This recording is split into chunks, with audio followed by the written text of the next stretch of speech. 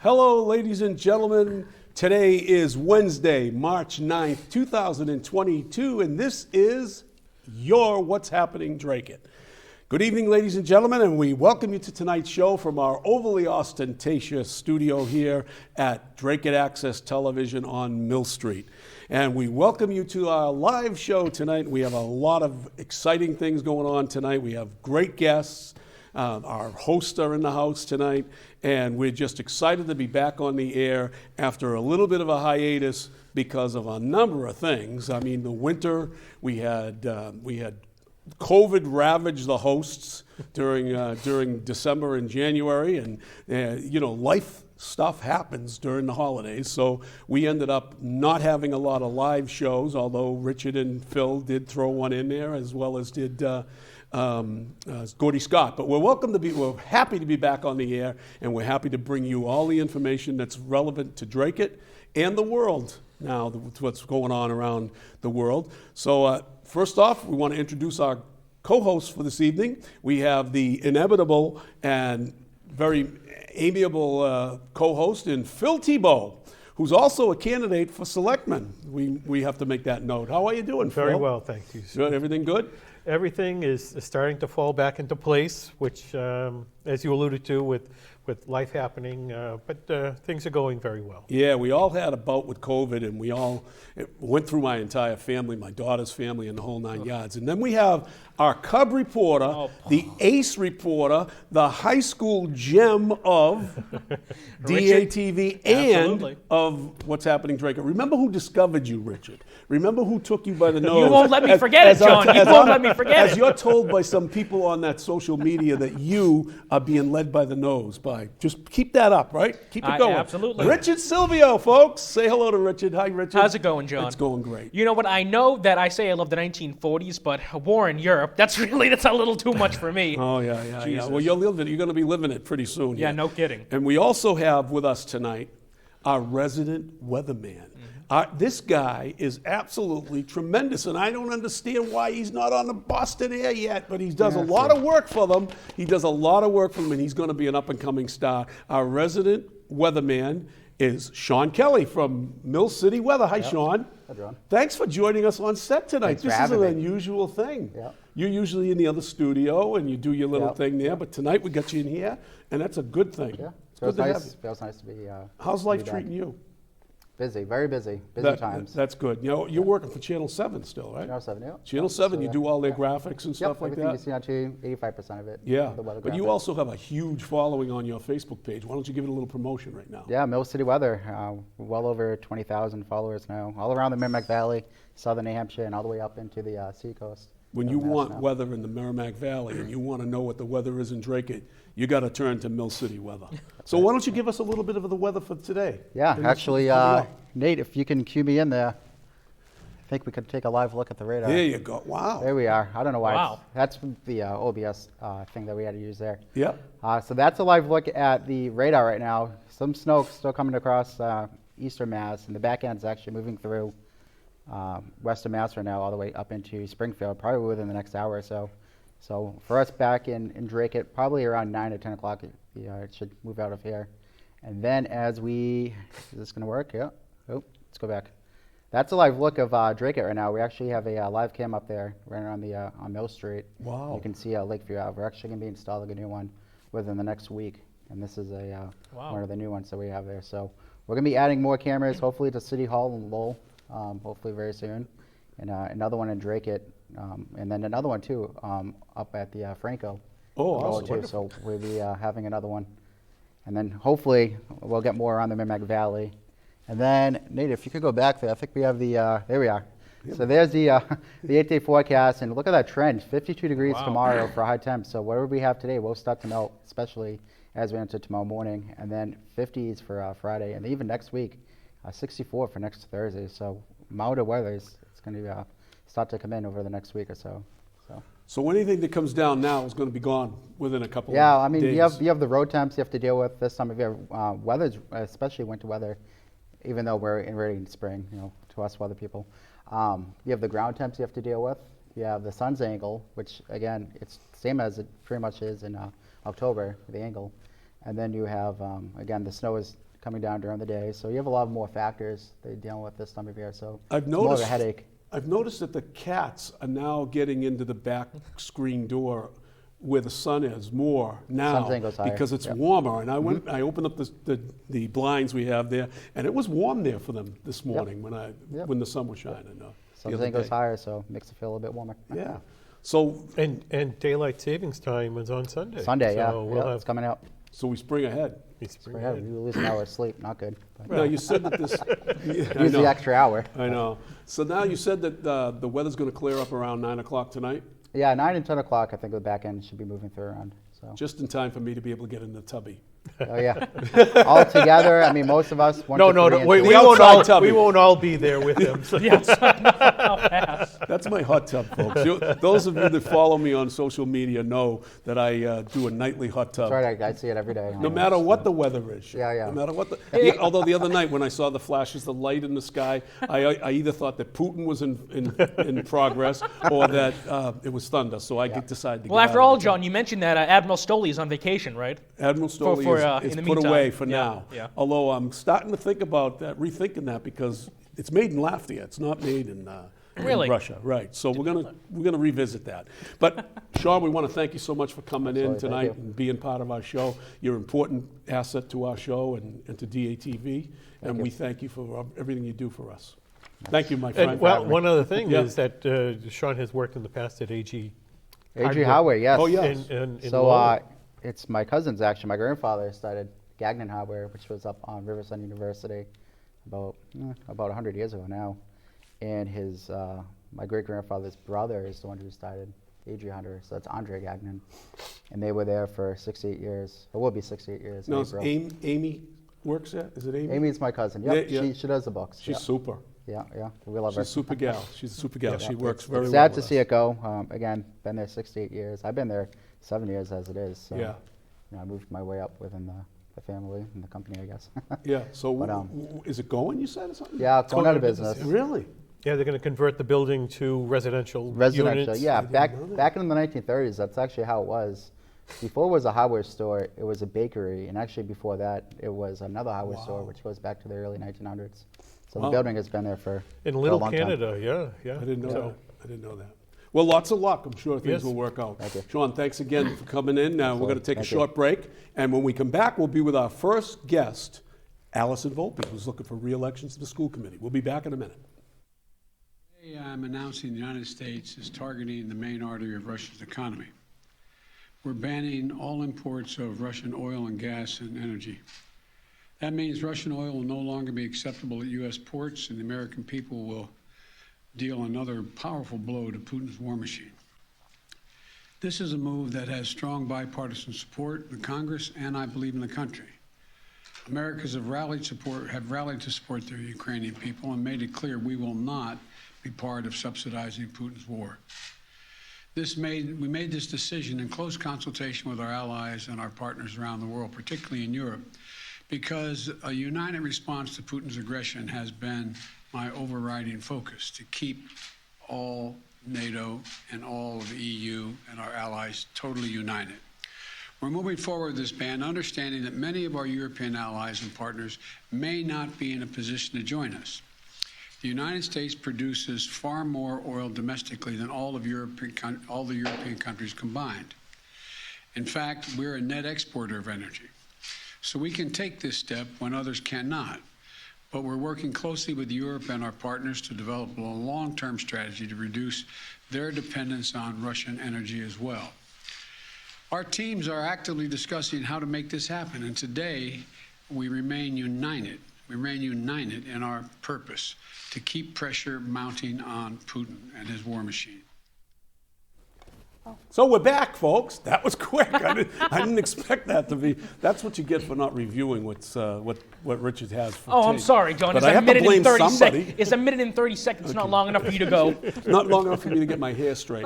But anyways, I wanted to just make sure that everybody knows that we're here, folks, to give you the information that you won't get anywhere else in Dracut. And usually we're going to try to bring you a different point of view as to where everyone is coming from in town, and we try to give all sides of views here. But you can watch us on Facebook, which we are streaming live on Facebook right now. You can also watch us live streaming on DATV. And Phil, what is that website that we go to for the live streaming on?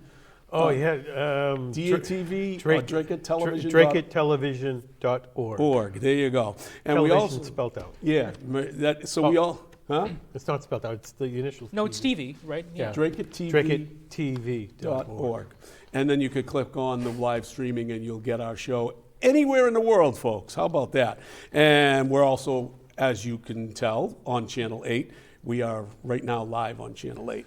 Okay, so our first guest tonight is Allison Volpe, who has been a member of the school committee for a few years, and she has 2 children in the Dracut school system, so that gives her a keen interest in what is going on with Dracut schools, and we're going to get into why she got into the realm of politics, having been a professional and a mom before she got into the what can be called the cesspool of politics here in Dracut sometimes. I'm a little provocative, Allison, if you don't know. Well, you and your tubbies, yeah.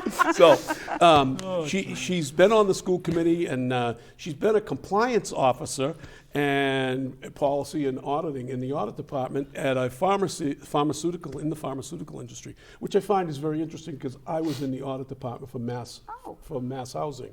And I was the compliance officer for 5 years there. Oh, no kidding. So I know we have something in common Yeah. that I didn't know about before. So she's spent 7 years on the school committee. 6, but I started sorry to interrupt, but I started in 2015. Yeah. I started campaigning like a year before. Okay. And but I've been So on you've since been 2016. interested in schools for that long a time anyways, for sure. And before that, I'm sure because your children are involved. Yeah. So what we're going to do is we're going to open up by you looking in the camera and telling people why you're running, and ask for a vote, and then we'll get into some questions and answers. Okay? Oh, okay. Go right ahead. Great. Hi. Hello, everybody. Again, I'm Allison Volpe. I'm running for re-election to the Dracut School Committee. I am doing this again because we have come so far in what we've done. I think hopefully we'll talk a little bit about some of the accomplishments we've made over the past six years. COVID took a toll. It took 2 years out of a term that we had many, many things that we wanted to do. So basically, my re-election campaign is to get us back on track. We're moving out of COVID. We're going back to, I talk about the new 3 R's of education, reassessing where our students are, rebuilding some of our programs that we had to take away, and we want to bring those back, and then just really reaffirming our commitment to public education. So I have a Facebook page, Allison Volpe, Dracut School Committee. I will be posting some of the information that I will be talking about tonight, and I encourage you to reach out to me if you have any specific questions, and I respectfully ask for your vote on Saturday, May 7th. Awesome. Thank you. So, Allison, let's just jump into this Now for a the tough moment stuff. and talk about. Let's talk a little bit about your background in compliance and auditing, and what do you think that brings to the table that you can use on the school committee? Okay, so I was asked to run back in 2015 by my mentor, Dr. McNamara. I don't know if anyone recalls, there was a town meeting in 2015, my first town meeting in Dracut. My kids were finally at the age where I could really go out of the house, and I said, oh, let's go to town meeting. And I was very disturbed by some of the things that happened, so I decided to speak. Dr. McNamara and I had become friends online. I was asking him a lot of questions about the schools, and then when he announced he was retiring, he asked me if I would consider running. So that's how I got started. The main focus of the school committee is policy, hiring the superintendent, budgeting, and then just setting goals for the district. So of course policy was my professional role in my pharmaceutical job. So just having a policy mindset, I think, has been really valuable to the committee, because I think a lot of people don't really realize that our job is high level. We are not telling the superintendent what to do. We are not, telling the teachers how to teach. Our job is to create the framework for the district and enforce it, and then just support whatever our superintendent and administrators ask of us to support the schools. So in terms of the finances, which you highlight as one of the subjects that you wanted to touch on, which is obviously a very important subject to everybody, all of our watchers and listeners here tonight. But one of the most important things that I saw on there is that you guys conducted an operational audit. And what was the most glaring issue that you thought was brought to light by the audit? Well, interestingly enough, that was another thing. Thank you for reminding me. So we had a different town manager at the time. Dracut was a different place, really. I mean, as far as town and school governments. You've lived here a long time, so you know there was some divide and some questioning about how the schools were spending their money. So having an audit background, that was my primary goal in 2016. It's like, look, we audited the police, we audited the fire department. Let's audit the schools and see what we find. So comprehensive audit, we worked with, I was on an education subcommittee at the time, so we worked with Selectman Allison Hughes at the time and Selectman Jesse Forcier at the time, and we agreed on the vendor, or rather the auditor. The town funded it for us. We shared the results with everyone, and it was found that we run extremely efficiently as a town, as a school, that we actually were lacking in some staffing in some key areas. And the only recommendation that they really had was privatizing our lunch services. And we did our due diligence, we did research that. And we felt like it was not going to save us any money to do that. And also, we have such a fantastic staff, cafeteria, you know, their moms, their grandmas, they work in town, and we wanted to keep them in town. So the one thing they did suggest was privatizing food services, and we decided it was not worth the risk benefit. You know, there was no benefit to it for the town. Richard, do you have a question? Yeah, so I'm of the opinion that discussing the elephant in the room really alleviates some of the stress. So I just want to dive right into COVID, if you don't mind. Oh, sure. So I know we had a dialogue on Facebook about some of what some people would call harassment of the school committee over the past year or so. I mean, we had protests outside of town hall during every single meeting. The meetings were packed with dozens or so of people. We had a few instances of people getting, almost thrown out by the police. How has that been for you on the school committee? I mean, I know one specific instance of what people have thrown at you is a whole conflict of interest thing. Yeah. If you want, you can take a chance to clarify that once and for all, or just, what has it been like to be on the school committee right now? So it has not been boring. I work for Pfizer. Actually, I no longer work for Pfizer. I actually retired from Pfizer, and I'm looking to work in a smaller pharmaceutical startup in compliance. But so I'm no longer in Pfizer, believe it or not. But there was no conflict of interest. I could never figure that out if I could jump in here. Yeah. To me, they use the conflict of interest laws for idiotic stuff, because it's just to try to take you out. And I'm not criticizing the parents for saying it or whoever did it. It's just a lack of understanding of what the conflict of interest laws are. And that the relationship to having working for Pfizer has nothing to do with it, with schools. I've always been open. You can look at my LinkedIn page. You can see I've been for Pfizer for 20 years.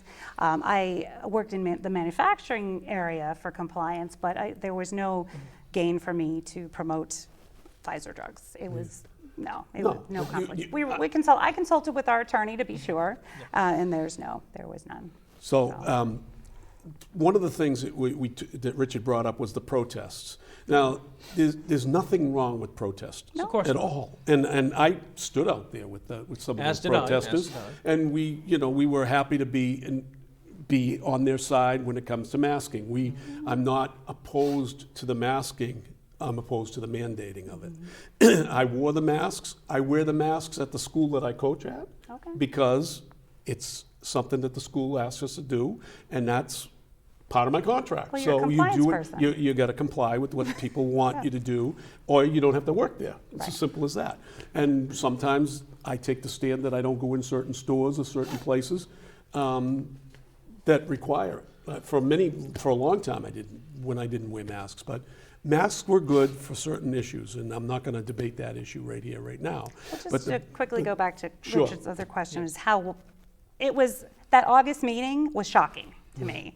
And I told you we're going to run out of time, but we planned for entire summer to get our kids back in school. I was chair at the time, I believe I was chair then, and maybe not, but the chair and I, everyone, we were on the phone with the superintendent constantly.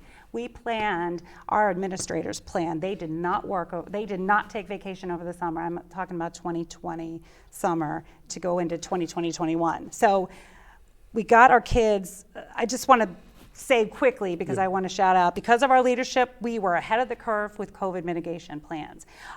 We did not have any of the issues you saw with unions. Our teachers were fantastic. They worked with us. We all had the common goal, get our kids back in school. Our kids needed to be back in school. Our cafeteria workers fed our kids lunch and breakfast over the summer, all through the school year. Our maintenance folks put the plexiglass, we all hate the plexiglass, but they spent hours and hours and hours.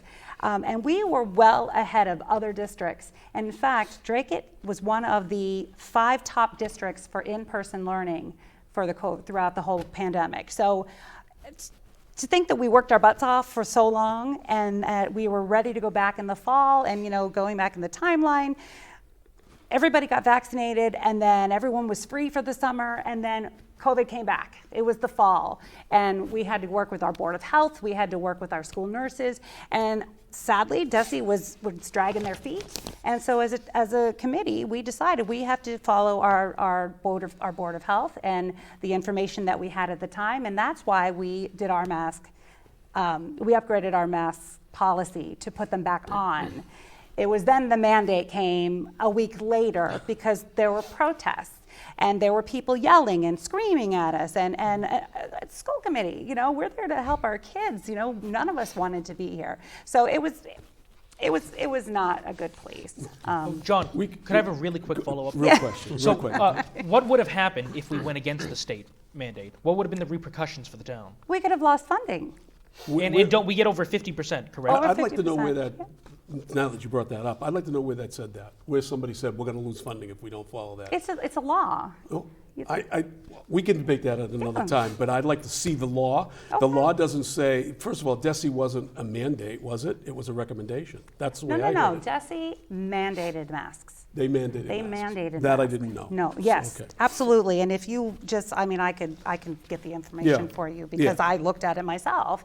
And it says if you do not follow Yeah. the mandates, you are subjected, you could lose funding. Right. Not saying they would have done it, wouldn't, but we, for the superintendent, I said, can you talk to the commissioner? Is this true? Yeah. We consulted with our attorneys. Is this true? Yes, they Okay. could take our funding. All right, so let's get off that subject for now. I wanted to. I have don't so wanna- many other good things to I don't talk wanna- I about, don't right? wanna- And you have other guests. So I don't want to wanna talk about that totally. I want to talk about a little bit about the stimulus money and the money Oh, that's yeah, the coming good in stuff, to the good town. stuff, What has the plan, real quick, what kind of plan is there for the stimulus money and how much is coming in?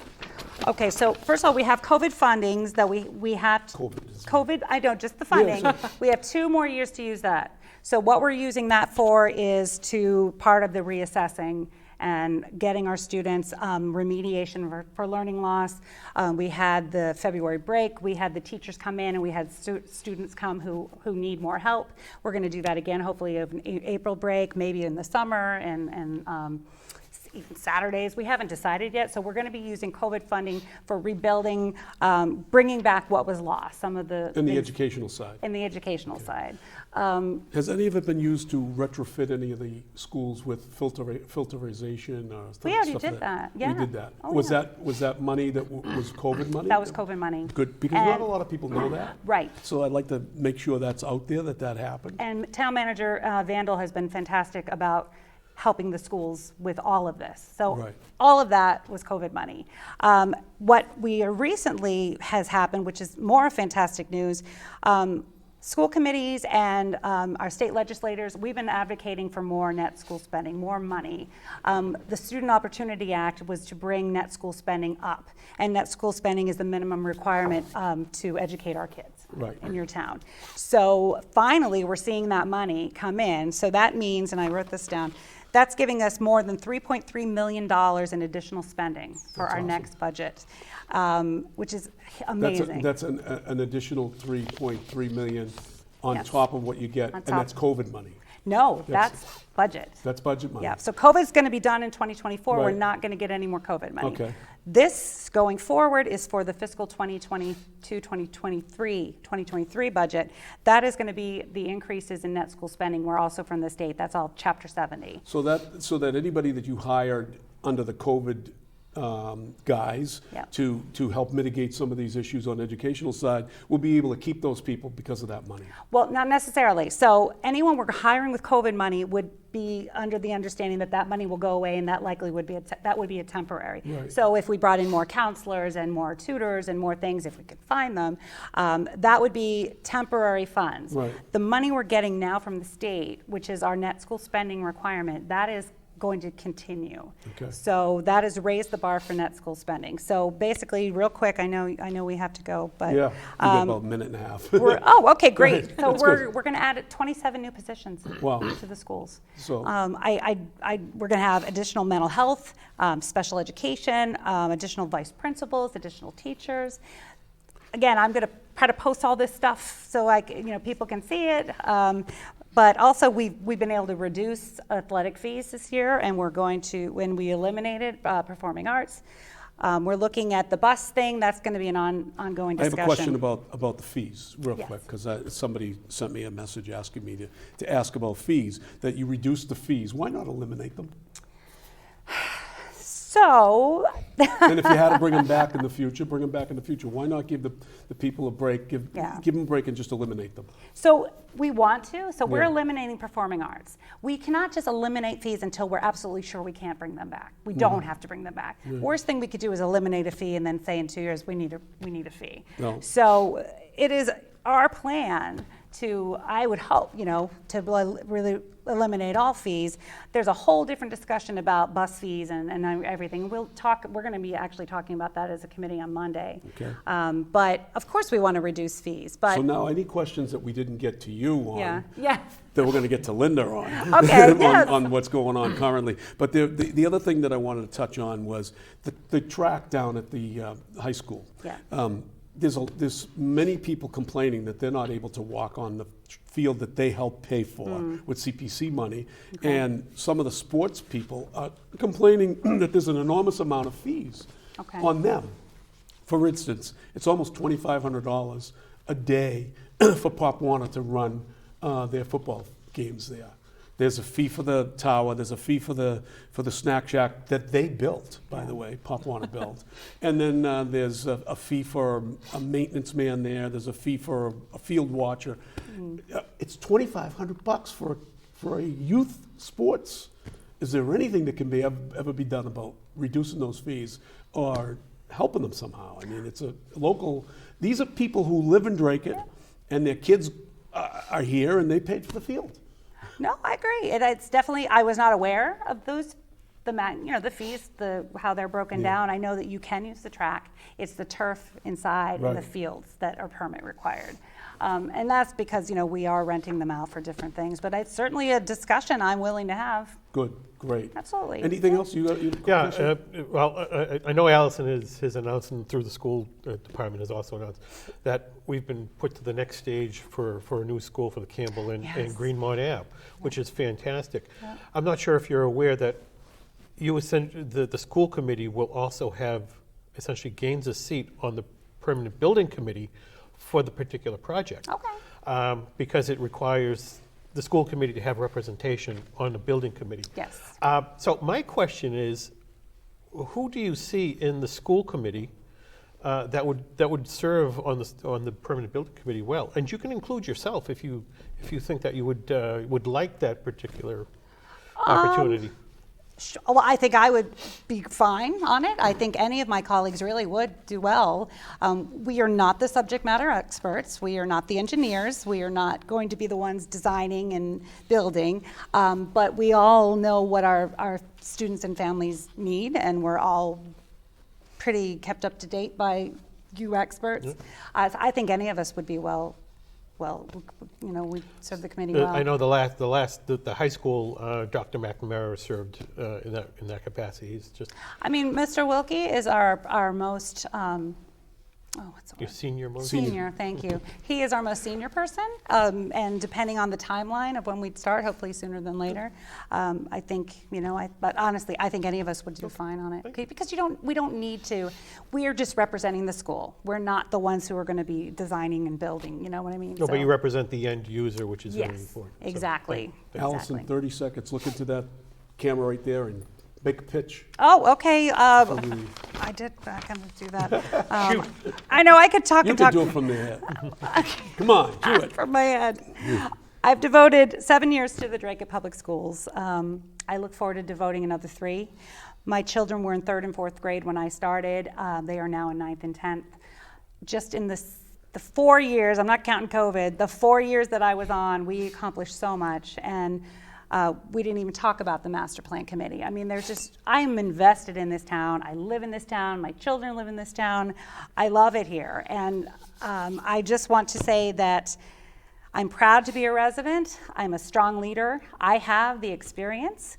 I've achieved so much, and as a board, we've achieved so much, and I will keep that momentum going. And I look forward to supporting the great things that are coming in the next term. And again, I ask for your vote on Saturday, May 7th. Mm-hmm. Polls are open usually 8 a.m. to 8 p.m. Thank you so much for coming in. I hope to have you back. And absolutely. can we get a commitment that you'll come back? I'll come back, yeah. And hopefully we can get a roundtable discussion with all the candidates. Happy together. to do it. Thanks again for coming in. Folks, we'll be back in about a minute. We're going to get our next guest on. It should be Linda Truval. Right? You and I have lived too long with this miracle to properly be appreciative. Freedom is a fragile thing, and it's never more than one generation away from extinction. It is not ours by way of inheritance. It must be fought for and defended constantly by each generation, for it comes only once to a people. And those in world history who have known freedom and then lost it have never known it again. Knowing this, it's hard to explain those among us who even today would question the people's capacity for self-government. I've often wondered if they will answer, those who subscribe to that philosophy, if no one among us is capable of governing himself, then who among us has the capacity to govern someone else? Using the temporary authority granted by the people, an increasing number lately, at all levels of government, have sought control even of the means of production, as if they could do this without eventually controlling those who produce. And always they explain this as necessary to the people's welfare. The deterioration of every government begins with the decay of the principle upon which it was founded. This was written in 1748, and it's as true today as it was then. Government is the people's business, and every man, woman, and child becomes a shareholder with the first penny of tax paid. Please be right. kind. Hello. Hey, we're back. We're back, folks. How's that? Now, Ooh, we Richard, have a red light. one thing Yes, Allison real quick, forgot. Allison forgot to mention tomorrow night at Patty's, 5 to 8, she's having a fundraiser event, so go down, have a good time, and help her out. Right, and I suggest all voters to go to all of these Oh, parties. absolutely. Get a chance to interact with Go these speak with the candidates. and try to get a couple minutes on the side with them to try to find out what issue you have that's important to them, to Precisely. you, and see what they stand.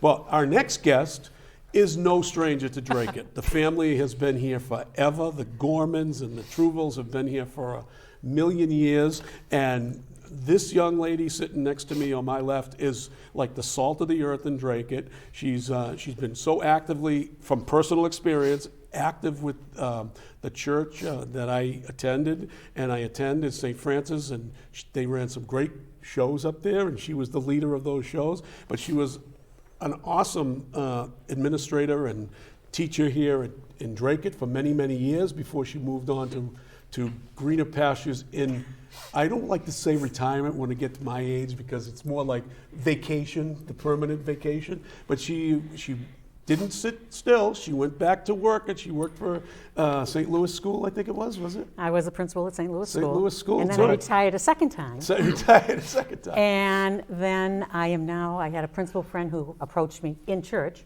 Oh, God. and asked me, she needed a junior high science teacher. Oh, God. So that's what I do now. And then at Christmas, she asked me to teach music to the whole school. So I actually back to working full time. Where? St. Patrick's St. downtown. Patrick's, oh, God. Yeah. Well- So it's a lot of fun. Well, say welcome to our guest, gentlemen. Welcome. Linda Truvo. Thank you. Welcome. Thank you. Linda, I mean, an introduction for you is like easy because you're so well known in the town in terms of all of your experience. She's a doctor of education, I believe, Yes, right? yeah. And she's got a background that's incredible, and she brings assets to the school committee that are on so many different levels. And welcome to the show. Thank you so And much. we're going to hit you with a couple of questions. Okay. And hopefully you can give us some good answers and maybe answer some questions that the people out there are concerned about. Okay. As well as if anybody out there has a question and wants to Facebook us with a question, we'll be happy to ask it. Richard, why don't you open it up? Sure. So, oh wow, Go with it. boys, I'm a little. Tell I'm young. So great to see you, Linda. Thank We're you. glad to have you here. Thank you. Something I wanted to bring up. You have such a plethora of experience with teaching. I believe you served as a superintendent for a while. Well, until they found another one.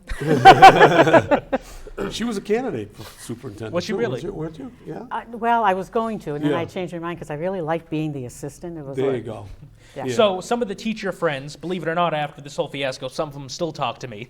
They tell me an old expression in the industry is something. It goes along the lines of teachers who can't teach become administrators. Right? That's an old expression I've heard. And so I'm wondering, do you see yourself as sort of a spokesperson for the teachers, as kind of like a voice for the teachers in Dracut on the school committee?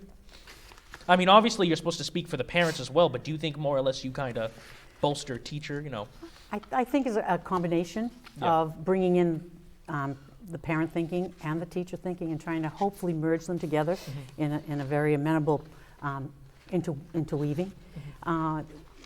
Spokesperson for teachers, I think on some level, on some topics, I might have my opinions as to the background of teachers, what they need to do, how they need to approach students.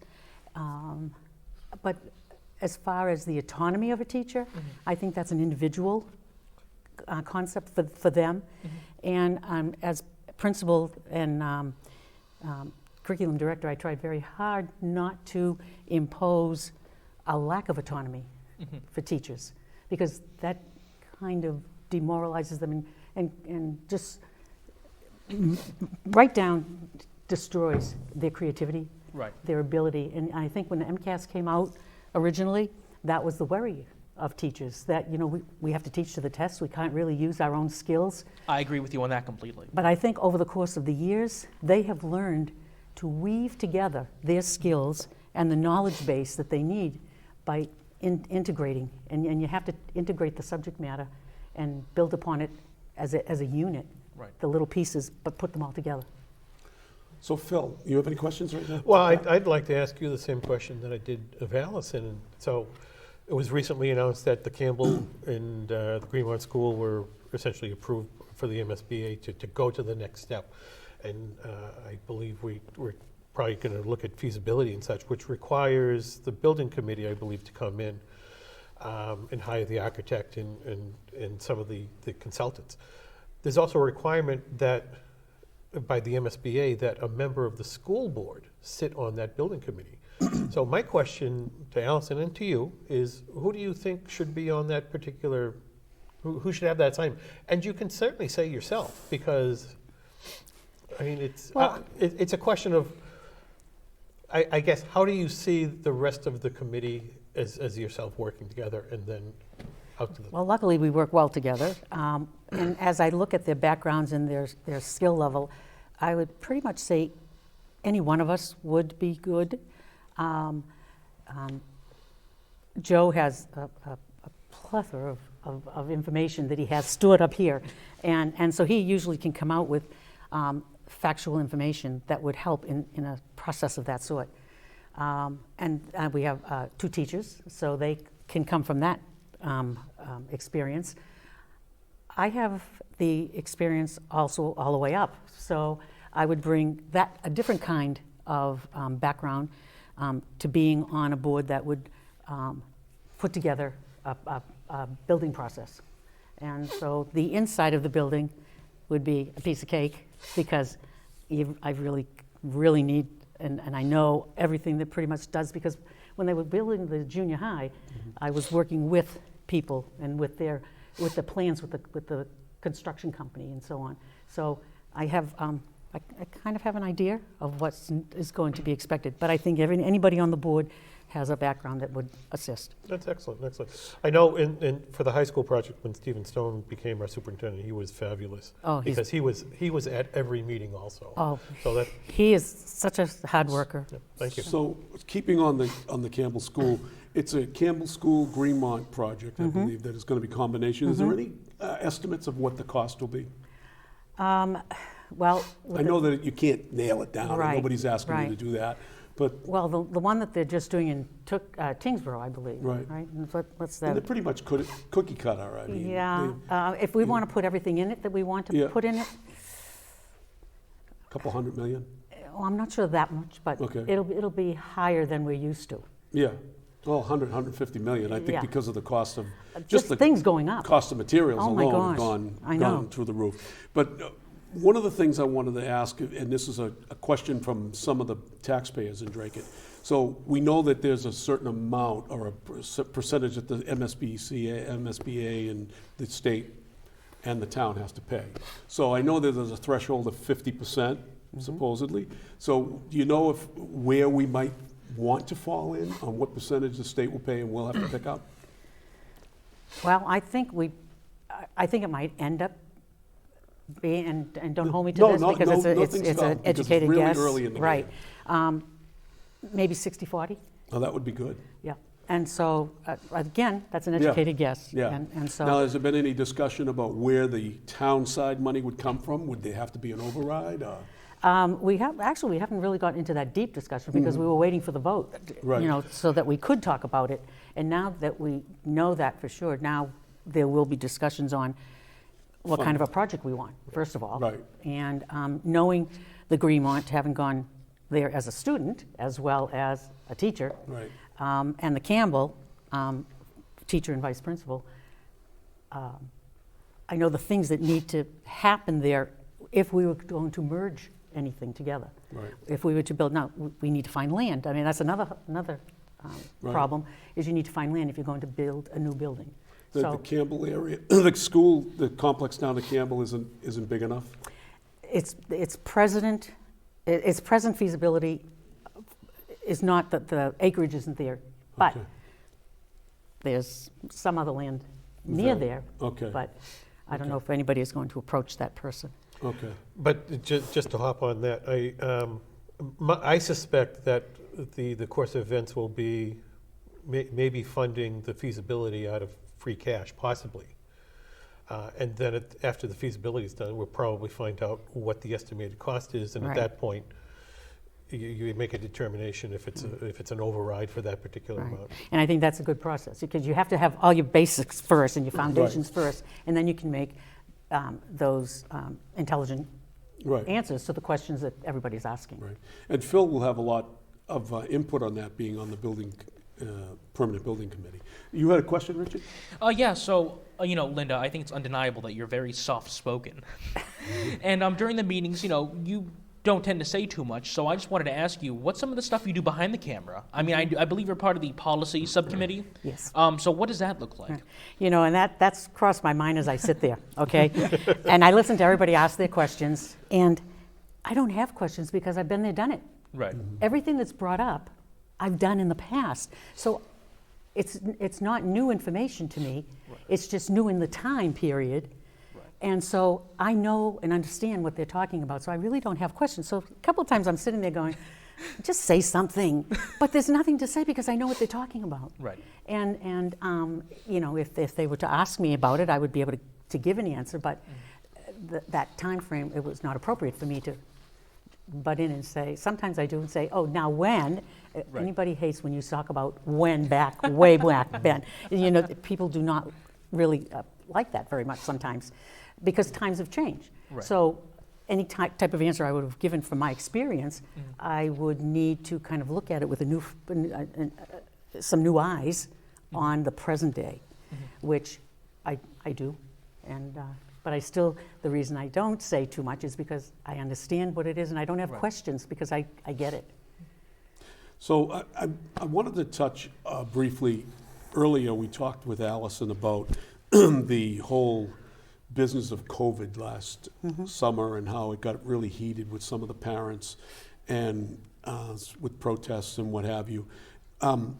You're kind of the laid back kind of a person that, would you be more in favor of relaxing some of those rules that allow parents to come and speak to the school committee, but not hear back from them? There's no give and take in the community input. When I was on the Board of Selectmen, I didn't like that because I think that a person coming up to, although I followed it, but if anybody had ever asked to have an interaction with the Board of Selectmen, I would make a motion to open it up for discussion and let them air and then maybe get some give and take. That I think is one of the biggest frustrating parts that the parents found. And it's not you in particular to have the rule, but it's the rule of the committee to not give and take. And it's also on the Board of Selectmen. And as I said, I don't agree with that totally to a point, although I know there's dangerous times when that happens. But how do you feel about that? I mean, you guys took a lot of grief, and you were appointed to the school committee, so you got thrown into the mix, not even asking for it, really. Yeah, I but how did you feel about that? Well, I understand the passion of people. I understand when they are locked into an idea in their mind that they will go to the nth degree to get across their point. Right. And that is good for them because it allows them to get that out. Right. And if we are looking at them, and I listen intently, no matter how angry or how passionate they are, I listen intently to what they're saying. And sometimes I'll write down some notes and I'll bring it up later and we'll talk about it. And I think that sometimes I might want to answer them if I have an appropriate answer, but other times I would like to wait so that both parties can calm down and talk to each other in a more calming manner so that you can get your point across, yet not be angry with each other. And I found that their passion, and I respect that because there are certain things that I have a passion for as well. I might approach it in a different manner. And toward the end, after maybe the last month or so, they have been approaching it in a different manner. And they were calmer. And I think that the board, I've always listened intently, but I think the rest of the board is now listening more intently because there's no anger there. They're just coming in and saying what they need to say. Richard, do you have anything else you want to ask? Another question? Or Phil, do you have something else? Because I have another one go ahead. Okay. I mean, I suppose it's kind of generic, but with your campaign, what are some projects you're looking forward to in the future? Is anything in particular that you want the schools to work on, or? I think I would. Well, we have some COVID money that we're going to be able to help students. I don't want to say catch up, but improve their skills from what they might not have been able to do when we were in the middle of COVID. That I would like to see improve and an expansive program on it to really identify those students who need this help. I think that would be one. I am looking forward to the new building thing, big time. Looking forward to that, yes. Sure. So those are pretty much the two things that I would be interested in at the moment. Thank you. Coming out of COVID, what do you think is the biggest challenge facing the district? I would say the biggest challenge is trying to get to the position we were in 2019 and the beginning of 20, and bringing back all of the all of the teachers, bringing back the students face to face, getting students to respect each other, whether they want to wear a mask or not want to wear a mask. And I think that has to be a big concern. I think that bringing back subject matter that wasn't there before to improve what we have now. Mm-hmm. So one of the biggest things with the funding is the fear that with COVID funding, that once we hire certain people, they're going to lose those people. Well, the COVID money will come to an end. Right. I think 24 maybe will come to an end. But we have this new money coming in now. Right. And that school spending is going to be a permanent thing. So if we hire somebody from this particular amount of money, they'll stay. And that's $3.3 million, Yeah. I believe it Yep, was said. it is. Now, that money is not town money, it's state money. It's, And then it's there's extra above. Right, above, so that's Yeah. good. Oh, it's wonderful. That's good stuff. It's yeah. real. It's like a big present when we didn't expect it. So I know that you have a party coming up. I do, March So why 31st. don't you tell the folks about that and maybe Okay. invite them to come and see you? Yes. Well, they'll hopefully receive a letter from me, and in the letter, at the end of the letter, I do invite them to come and meet me, get to know me, talk to me, because there are a lot of new families in town that might not know me. And come on down to Owen and Ollie's on March 31st from 6 to 8:30, and join me in talking about some of the issues that we have, and get to know me so that you can make a viable decision whether or not you want to vote for me as your candidate of choice, or one of the candidates of choice. So I invite all of you to come down, and I look forward to seeing all of you. And on May 7th, hopefully you'll decide that one of your votes will come to me. Linda, I'm going to ask you what I asked Allison. I'm going to ask all the candidates. Will you pledge to come back to the show? We want to have another discussion because this Yeah. is too short of a time. We want to have maybe a whole show, maybe a whole 90 minutes of I'd be happy a to. discussion with all the candidates sitting across the table. I'd Again, be happy to. We'll be happy to have you. We want to thank you for coming in Oh, tonight. well, thank you for having me. And it was a pleasure. I feel like the queen in the harem of men. Well, you are. These are the thorns. in The your rose. rose among thorns. So, yes. folks, we'll be back in a minute with our third guest of the evening, and stay with us. Now some words from JFK. Thank you very much. Thank you very much. Thank you. You were very. There are many people in the world who really don't understand, or say they don't, what is the great issue between the free world and the communist world. Let them come to Berlin.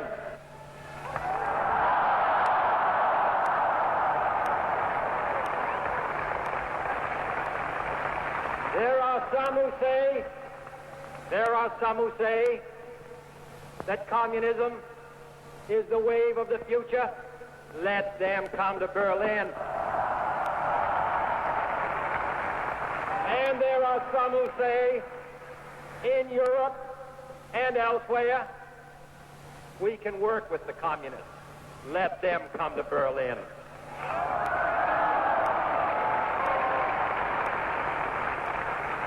And there are even a few who say that it's true that communism is an evil system, but it permits us to make economic progress. Lass sie nach Berlin kommen. Let them come to Berlin.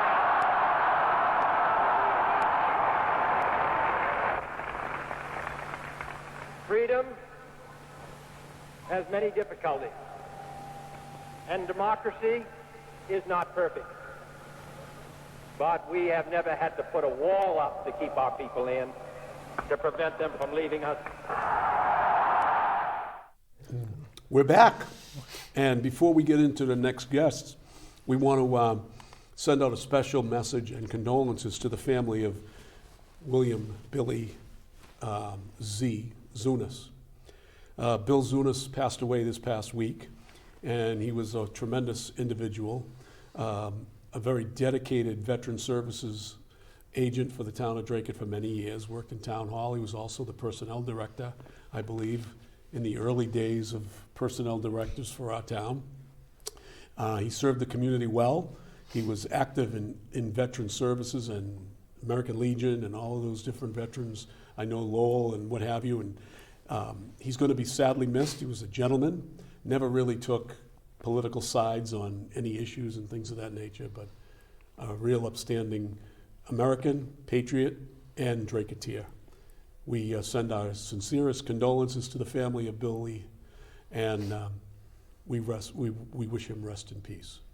Phil, you want to care to say anything about Billy? No, my past dealings with him, as you said, he's always been the consummate professional and a true gentleman. So the condolences are certainly their deepest sympathies. You didn't have any interactions with Billy? I might have had a few handfuls with my work through the Legion. Yeah. You meet so many people down Yeah. there. Yeah. But I think he had retired once you came on the scene. Did he? Before you came on the scene, so yeah. But Well, an American hero, absolutely. really a great guy, just a great guy. So our third and final guest of the evening, before we get into some of the national politics, is a gentleman who has jumped into the fray of what is called the cesspool of Dracut politics. It's less on the school committee, but it's certainly cesspool at the Board of Selectmen level. So Rob Shepard is a lifelong resident of Dracut. He went to the schools here. Yes. He played football for Dracut, Springs Track and Field, and he performed in the marching band and as well as the concert band. After graduating from Dracut High School, he went on to get a degree in science, but from both Middlesex Community College at the University of Massachusetts in Lowell, and now he has been an engineer for over 10 years. So tell us a little bit about how your engineering experience will be able to be used if you are fortunate enough to have to convince the voters to vote for you. Well, the main part is, you always ask the hard questions. That's kind of the important part of being an engineer. Mm-hmm. You always look into things a little deeper than sometimes you probably should have. It takes a little bit more time as an engineer because you want to get into the details. Is it kind of like an architect does that too? Kind of, yes. Civil engineers and architects, very similar. Right. They both draw pictures. They both. Well, That's our running joke we have here. I like it. I like it. so what drew you to this? I know that a lot has to do with the passion of what happened over COVID, but jump right into it. Tell us why. Definitely, obviously, there's no surprise here, and that August meeting definitely kind of sparked things for me to attend. But it was kind of, as I sat in a lot of the meetings and I started to listen to a lot of what was going on, I started to go, there's not a whole lot of questions being asked. It's kind of just, all right, yep, that's what we're going to do. All right, sounds good. Let's move on to the next thing. And there were a couple of school committee members that did ask questions. And, I like to give credit where credit's due. And, I did give credit. But there are a lot of people that just kind of said, all right, let's move on. And, that kind of bothers me. That's an inherent problem with people who are already on the establishment board, where they have probably already had the questions asked and answered behind the scenes. As with one, I'm not saying meeting as a group, I'm saying meeting one-on-one with the superintendent or with other professionals and getting those questions answered, but that doesn't help the people in the audience. And that's why I brought up to both members, both current school committee members, as to why not have a little more give and take. As a member of the Board of Selectmen for 9 years, anytime we had a community input and somebody had questions to ask the board, I would make a motion to open it up. Now, I don't believe there would be members that would vote against that. But there are, but I would be on the record that I would always want to. And one of the biggest things that I thought should have happened is, why not have an informational night where it's separate from the school committee, before you make these decisions, and invite the public to come. Make it a public hearing where people can get up at the mic and voice their opinion and get some answers from the same professionals that the school committee got. That's a great point. I mean, that's kind of what all the parents really wanted, was an opportunity to talk. Mm-hmm. There are board members that will talk to you. They Yeah. will. But it's just the format that's there, and you're right. It is nice to have a nice back and forth, because when both sides have that opportunity to talk and express things, you find that, you both agree on a lot more things than you really thought you did. Mm-hmm. So what would you do differently from what the members of the school board did during that whole? Definitely. Well, first thing, I was a big advocate for saying, hey, ask DESE for these questions. Ask them. I didn't see a letter get written to DESE once. There was conversation back and forth, they said, with the superintendent. I heard, a couple of the members that came up recently and said that. And no, that's, you got to kind of push back. DESE, yes, DESE sets these boundaries and sets these mandates, or more like framework. But it's kind of, it's the community's job to come up with the details. It's a local board of health's job. It wasn't their job. I heard one of the colleagues come up here and say that, DESE, they bound this to us. It was a mandate. It's like, okay, yes, but, and it wasn't. See, I didn't know that. I knew it was a mandate. I thought it was more of a recommendation. But. It was when they first voted it in. So you are correct on that aspect. It was first. But after that, they, had the opportunity to kind of say, hey, what's the science behind things? And Joe Wilkie did that with Dr. Duran. That was the best thing that could have happened for us, is to be able to have that back and forth. He made that available. Well, that's good. Phil, you had a question? Well, I've asked the other two candidates, and I'll ask you that a new building has essentially been pushed forward for the Campbell School in the Greenmont by the Massachusetts School Authority, Massachusetts School Building Authority. They typically require that a member of the school committee sit on the building committee, or any building committee that's formed for that particular project. Who do you see on the school committee that would serve best with the building committee? And you can also include yourself. Currently, I'd say myself. Obviously, being an engineer, I kind of want to be a part of things. But more importantly, since running, I've talked to a lot of people. I've talked to a lot of parents. A lot of them have some great ideas, and every little group has a part that they want in the schools. And recently we had the new high school that was built. Did you know there's no wood shop? I do. I do. There's no, skill classes. There's nothing that, I was an average student. I needed something that was different than just open up a book and starting to write. So for me, drafting was my class. That was the class that, I was, like I said, an average student, and I would go into this, dungeon of D-Wing, and, we'd be in there, and I was like, all right, start drawing this. I love to draw. Art was my favorite as a kid. Now, as I start to create these shapes, I go, what is this for? Well, engineers use this. Oh, no kidding. That's what happens. All right. Well, that was a spark that happened for an average student that I don't think is really happening in Dracut High School right now. Well, that brings us to a good question that I'll save, because I think Richard has a question for you. Yeah, so, not to beat a dead horse, but COVID. Yeah. I love returning back to COVID. It's question of the day, right? Other So, than Russia. again, the elephant in the room. Don't get me started on Go that ahead. thought. So, as we said, your campaign really launched because of COVID and the mask mandate. Now that the mask mandate is gone, do you think that has hurt your campaign? And, what's the next subject? What's the next big problem, if any, you want to tackle? I mean, definitely, I'd like to reframe the way that our kids are handling elementary technology. We've got this iReady, Lexia, we've got Mystery Science, I've heard is pretty cool. But the fact that our kids go home and they have tablets, they have everything right there in front of them. They're on it constantly. They have, Fortnite that we all hear about, right? So how much technology are they being implemented during school? Is it really necessary? Should we kind of reduce it?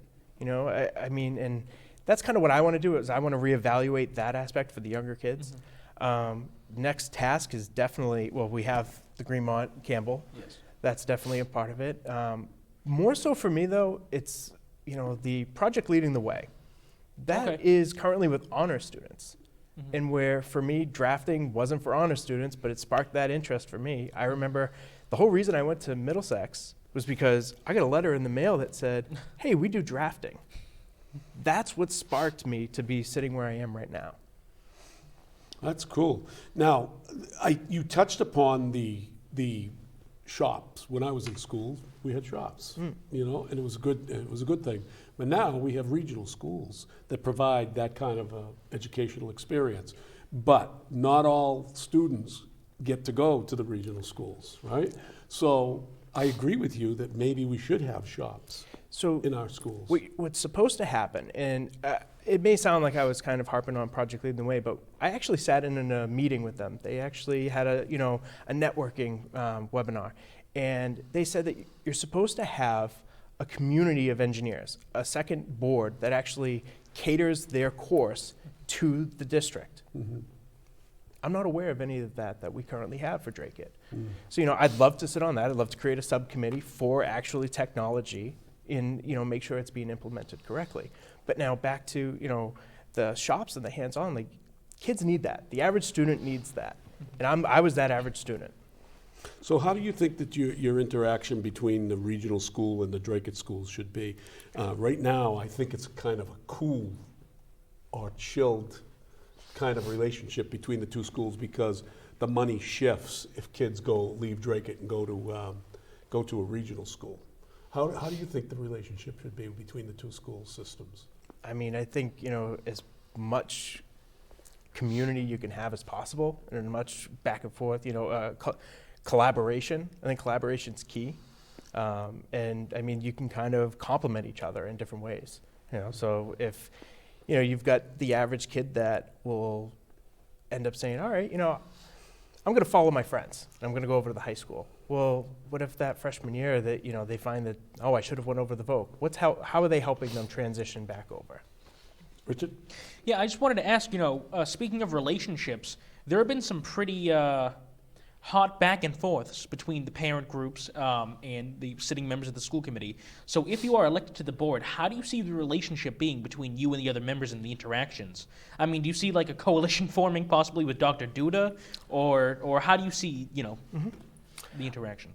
The way I kind of do things is how I do things at work. It's not about our, personal beliefs. It's not about any of that. It's not about, whose side are you on or whatnot. It's what's the end goal? The end goal is a good product. The end goal for the school committee is to have a great district and a well-educated set of students coming out of there. That's our whole end goal. And my campaign's really built on uniting our community. I want to see the selectmen also work with the school committee more. Absolutely. I want to see, everybody, the superintendent as well. There's, as some people say, it's kind of, how's Stephen Stone doing? It's like, what? Let's kind of chat with them. Let's I'm sure there's a different conversation that happens once you're on the school committee, and I'm sure he's a great guy. Mm-hmm. So what would be your first conversation with if you were elected? What would be your first conversation with Stephen Stone? Definitely, I'd want to look into, obviously, I keep saying the technology. Yeah. I'd like to ask what's happening for the kids that are kind of having problems. What is happening for the kids that are going into in-house? I believe one of the office members that we're going to be hiring is for an in-house. I'd like to cater that more towards community service. Instead of sending a kid down to that room and just, doing work and busy work, why not see if we set up some programs where the kid can actually, again, do something with his hands. Some people, something sparks and something happens when you're not just sitting there sulking, I'm in detention, I'm in-house. It's like, oh no, I went and I picked up trash, at this local community area, right? Or, something that just says, hey, there's more to life than just me goofing off. So when you talk about in-house, you're talking about like an in-house suspension or an in-house disciplinary action, and that they now get separated from the rest of the herd, so to speak, and they get to do something differently. But you would want to see a program that would be catering to them, not just sitting in a room. Exactly. Right. A big thing too for those kids, I found that a lot of the kids that kind of goofed off, they enjoyed sports. They loved getting out there. Football team was, there were a couple of rough guys, and they were some of the best players I ever had. So Campbell School is a subject, obviously, and the Greenmont School. They're the two oldest buildings in the district, if I'm not mistaken, and they both are in serious disrepair. They need a lot of work. So the MSBA has now advanced our application as a town. I sat on the Board of Selectmen for 2 repairs, and one, the current high school, I was on the board for that. But I'd like to know your feelings on how will you talk to the taxpayers about expending upwards of $100 million, $150 million on 2 schools, and how we're going to get that money and who's going to pay for it? Well, with all budgets, I kind of look at my own budget that happens. This year, or I should say last year, didn't spend a lot of money on certain, nicer shoes, nicer jackets, right? I allocated my money in other places because, I needed paint to be done, needed, a new door to be put on, right? Maybe that's something that we need to look at for how we approach our budget. We're going to have to decrease in some areas as time for, X amount of years, right? I think we can actually use what we have. And then, all right, if we have to increase a little bit, as time goes on, but nothing drastic, nothing crazy. You stay within your means. Richard, do you have another question? Yeah, so, you mentioned Project Lead the Way. I was a PLTW student for 2 years or so. I went through the, with using the computer programs and making designs and all that. How do you feel about the STEAM program at the middle school? I think they call it STEM now, but when I was there, it was STEAM. What does it stand for? Oh, boy. It's science, technology, engineering, mathematics. Okay. So STEAM adds art to that. Oh, art, yes. So, yeah. So Leave it how do to you... Phil to know that one. So, how do you feel about that? Do you want to see that expanded? Would you rather see it be replaced by PLTW? Actually, PLTW does have, in sitting in that webinar, it was a Zoom meeting. You got to jump around to all the different opportunities that Project Lead the Way has. Mm-hmm. And one of them was for, I believe it's Reach. Reach was the area, and that was geared towards elementary. Mm-hmm. That had multiple teachers in there, just had raving reviews for it. They loved it. They said the kids were interacting great with it. I'm not familiar with STEAM right now and how it's implemented in that school, but I'd love to see something similar. I'd want to know more about the curriculum. I mean, I can tell you personally, for me, in the 7th grade, STEAM was, we basically took things like popsicle sticks and built bridges, cars out of old plastic bottles, that type of thing. It was a good time, and I think it's good for the kids. It is. That's tinkering. Exactly. So that's something that everyone, at one point in time, for me, it was, all right, how do I get it to channel 3 on the TV? Right. You're messing around with the yellow and red wire. You're just putting things in. That's tinkering. That's what that is. And as long as that's happening, that's creating, science. So we've had a couple people watching tonight on Facebook, and a couple comments from Dottie McGarry. She's saying the schools have been staying within their means for years, and finally they're getting more funding from the state. So how do you feel that most of that $3.3 million that's going to be coming in new net school spending money, or new Chapter 70 money, how do you feel that should be spent? Well, I definitely want to look at our computers. I believe right now we're at a 5-to-1 according to the Department of Education, when the state average is 3-to-1. Mm-hmm. So I would have loved to have seen, instead of, it's unfortunate because the superintendent put out all these new jobs. That's amazing. We have some valuable people on that roster that he's going to be adding. Mm-hmm. But was there any approach to understanding, what do we have for supplies? What do the teachers have, tangible things that the kids need? I mean, I remember being in school and we got printouts on yellow and pink paper because they ran out of white paper. Wow. That's awful. As far as we've been staying within our means, for years, we do. There are times where you need to exceed that. There are times where things come up, and as a community, we have to realize that you can't. There are times that you need to spend a little bit more, but there's ways to find that money. That's what it is. It's all money that is allocated to our schools from those above us. So this has been a great conversation, and time flies. I mean, we're already down to the last few minutes of your discussion here. We want to invite you to come back, as I did the other candidates, and get you to commit to coming back and having a roundtable discussion with all the candidates on the set at the same time. And maybe we can do that in the 1st of April or somewhere around that. Would you be willing to do that? Definitely. We had a blast having you come in, but right now I want you to look into that camera and tell the voters what you're all about. If you have a party coming up, promote that and ask for the vote. Sure. I'm Rob Shepard. I'm running for school committee. A lot of friends and family will tell you that, when you have a problem, it becomes Rob's problem too. I have a party coming up this March 18th at the American Legion from 7 to 10. I'd love for you to come out, have a, pizza with me. It's actually a pizza party. Bring it back to the 90s. Please vote for me. There you go, folks. So we're going to return in a minute, and we're going to get involved in a little bit of a roundtable discussion about things that are going on in Dracut and the national scene. Right now, we're going to line that up with coming back with Joe Biden. Today, I'm announcing the United States is targeting the main artery of Russia's economy. We're banning all imports of Russian oil and gas and energy. That means Russian oil will no longer be acceptable at U.S. ports, and the American people will deal another powerful blow to Putin's war machine. This is a move that has strong bipartisan support in the Congress and, I believe, in the country. Americans have rallied to support their Ukrainian people and made it clear we will not be part of subsidizing Putin's war. We made this decision in close consultation with our allies and our partners around the world, particularly in Europe, because a united response to Putin's aggression has been my overriding focus, to keep all NATO and all of the EU and our allies totally united. We're moving forward with this ban, understanding that many of our European allies and partners may not be in a position to join us. The United States produces far more oil domestically than all the European countries combined. In fact, we're a net exporter of energy. So we can take this step when others cannot.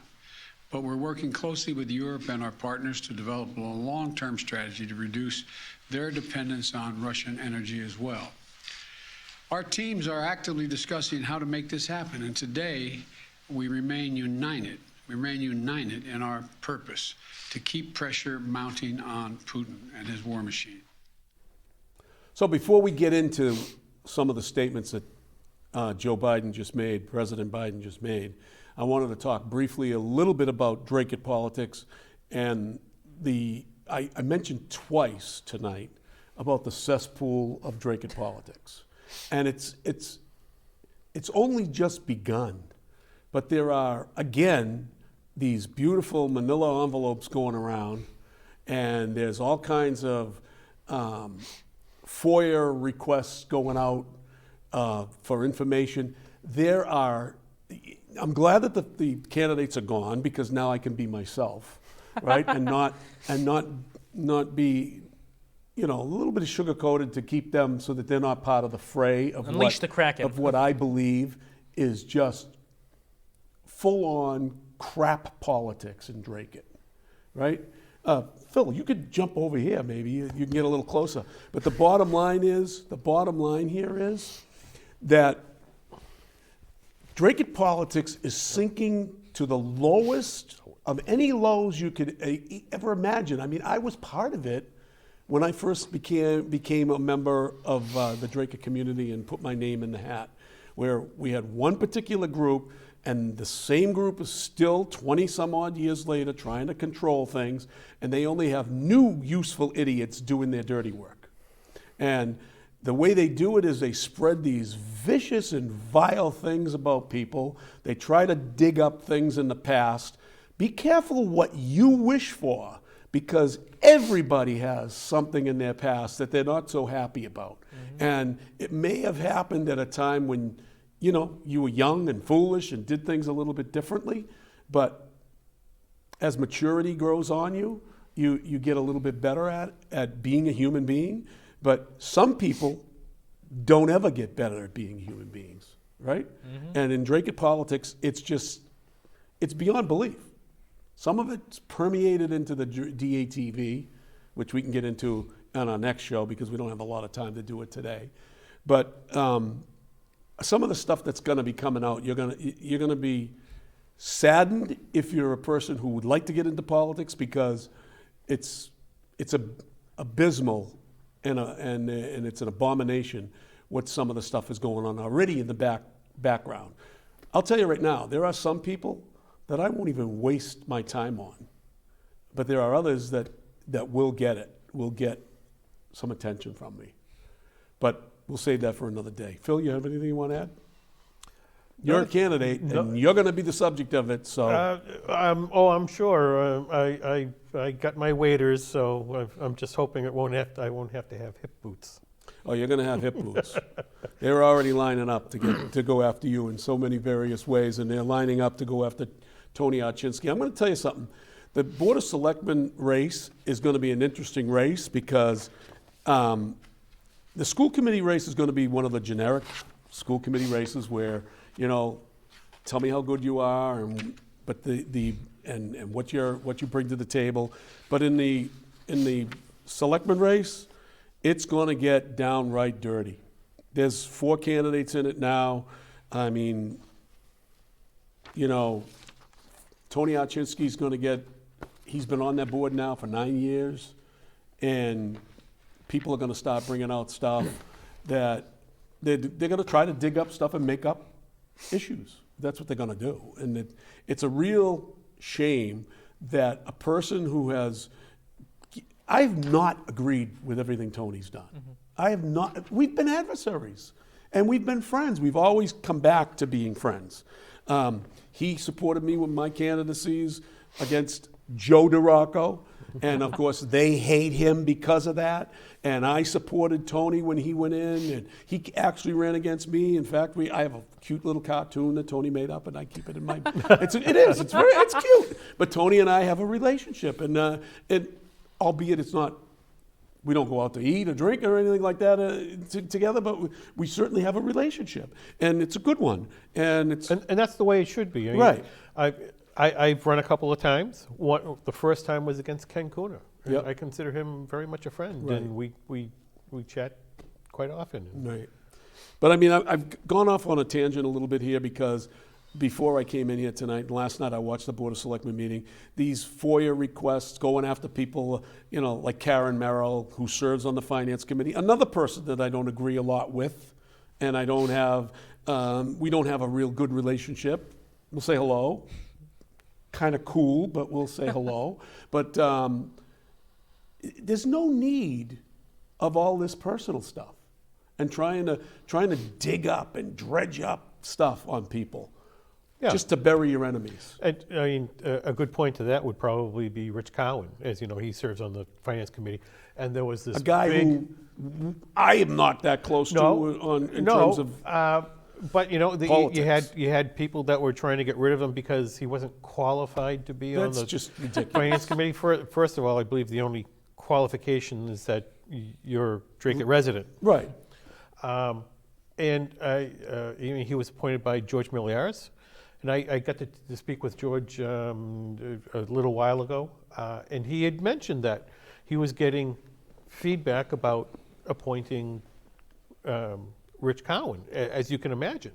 And, you know, Rich has been adversarial, I suppose, to some degree to George, but it's credit to him that he recognizes that, hey, here's somebody that I may not politically agree with, but he has every right to be on this committee, and he appointed him. So as I was going to say, Tony Archinsky will more than likely top this ticket, and he should top this ticket in his experience alone. He should top the ticket in this race. And then from there, I mean, Phil should get a seat, but I think that there's going to be enough pushback from people like Matt Sheehan, who brings 0 to the table. When I say 0, he brings 0 to the table. And I don't know enough about Josh Taylor to talk about him. I'm going to try to have a sit down with him. I've invited him on the show, and I will invite all of the candidates on the show to sit and have a conversation, and we'll do it rationally. And we'll talk, and we'll have pushback. If you want to come on the show, I'm welcome to have you here as a candidate. But that's going to get a down and dirty candidate, and it's not going to be from the candidates per se. It's going to be from the candidate, the king makers, the people who want to be king makers. We'll get into that at the next show. We have 3 minutes left. Well, if I could take a personal privilege here. Sure. If you want to meet me and speak with me, I'm having a campaign party on March 15th at the Village Inn Barn, so it's the function hall in the back. March 15th, it's next Tuesday between 7 and 9. So, Where did this show go? It's 3 minutes. Yeah. Let's talk a little bit about Joe Biden and Ukraine. Oh, First boy. of all, it is a despicable thing that's going on over there, Richard. What do you have to say about that? I think a kid who lives in the 40s. Putin is a dangerous, murderous, communist thug who needs to be taken out immediately. Immediately. I'm telling you, we have Neville Chamberlain as president of the United States right now. We have Stalin in control. Like I said at the beginning of the show, I love the 1940s, okay? But when I say I love the 40s, I don't mean the war in Europe. Right. And I'm telling you, it's just like we've gone back in a time machine and went back to 1939, and it is terrifying. So we've got a president who is now begging. First of all, I agree with cutting off Absolutely. the supplying funds for oil from Russia. We should have never been involved in that in the first place. And I also agree with us producing more oil, particularly in a time when we know we have it and there's enemies out there that want to make us beg for it. So what does Joe do? He's now begging Iran.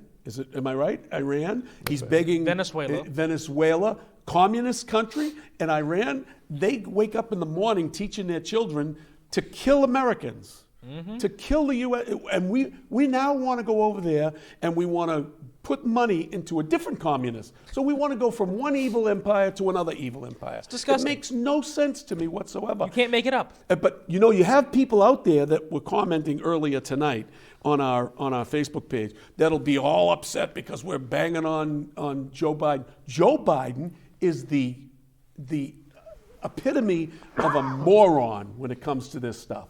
You knew what you were going to get. None of his foreign policy ever was anything that was right. You know, Phil, I mean, a total idiot is in the White House. it's certainly unnerving times. I have to agree with you. I don't believe he has the capacity to essentially rationalize it through.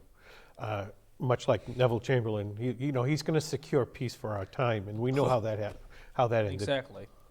Oh, this is not going to, folks, I'll tell you right now, if as a grandfather, as a father, and as just a human being, it's probably the scariest time for me. I'm at the end of my life. I mean, I'm 70 years old. How much more time do I have on this earth? I hope for a long time, but only the man upstairs can can say that, and our bodies, how much we can take. But the bottom line is, this reminds me and harkens back to when I was in school in the 50s and the early 60s, when all of the nuclear scare was. We were taught and trained to get under our desks, not how under a desk was going to provide, but at least we were told to do something. Now we have no direction of what we're supposed to be doing. I would be very frightened if you have a president of Russia who's telling us, we're going to attack if you overstep the bound, and our president is just not. Oh, he's not worried about it. We got 10 seconds. It's disgusting. Phil? We'll have more on this at our next show, but we want to thank you for joining us this evening. I wish we had more time to talk about more Dracut politics. We want to thank the guests for coming in tonight. We look forward to the other two school committee members or candidates to come in the future, and we invite the Board of Selectmen candidates to also come in. And we will also invite the moderator and the moderator candidate. So, folks, for that, thank you for watching. Until next time, stay watching What's Happening Dracut.